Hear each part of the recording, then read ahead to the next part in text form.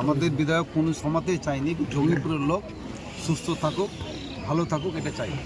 উনি চেয়েছেন এই জঙ্গিপুরের লোককে মানে বিপদে ফেলবো, হ্যারাসমেন্ট করবো।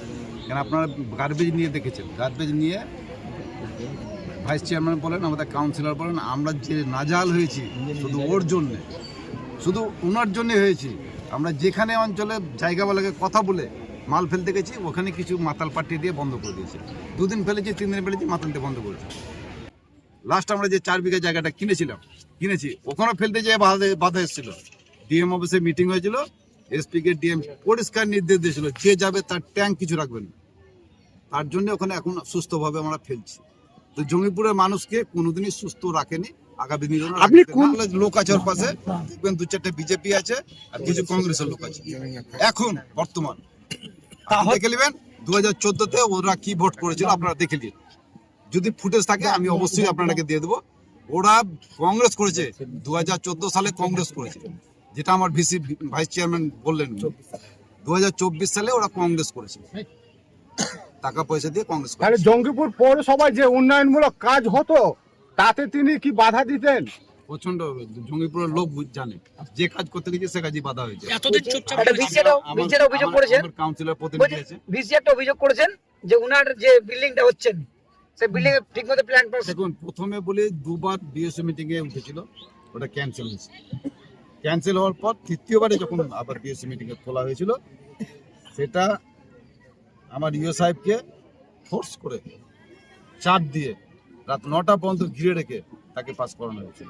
তাই সেখানে আমি পরে শুনতে পেয়ে আমি পৌরসভা যাই, আমি ইও সাহেবকে বললাম কি বাদ দেন, পাস করে। কিন্তু আমরা ওখানে লিখে রেখেছি ওই জায়গাটা পুকুর।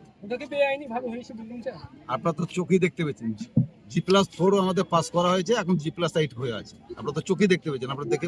অবৈধ বিল্ডিং তো আপনার মমতা ব্যানার্জি বলেছে যে ভেঙে দিতে হবে। ফিরাদাকিমের সঙ্গে যখন মিটিং ছিল এই ব্যাপার নিয়ে, আমার পৌরসভার ব্যাপার নিয়ে, ওখানে জয়প্রকাশ বাবু ছিলেন, ফিরাদ হাকিম ছিলেন, আর আমরা কাউন্সিলর সব করেছিলাম।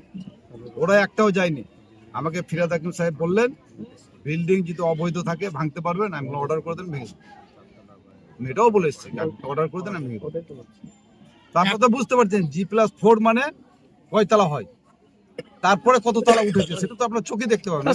এখন যে দেখলেন আপনারা, আপনি বললেন ওখানে পুকুর ছিল না, ওটা পুকুর আছে, রেকর্ডে পুকুর আছে। G+4 এর পরে যখন নির্মাণ হয়, আমরা পৌরসভাতে বসেছি, দল আমরা দেখে চেয়ারম্যান করেছে, আমরা অন্যায় করবো না।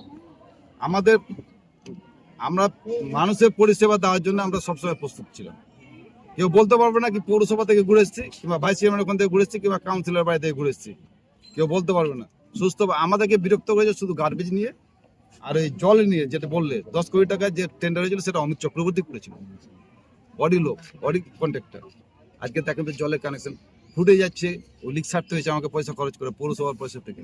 কোনোটাতে মিটার লাগাইনি, কোনোটাতে ট্যাপ লাগাইনি, জলে হু করে বেরিয়েছে। আপনারা দেখেন না, প্রত্যেক আমার ওয়ার্ডে আছে, আপনি দেখে দেবো।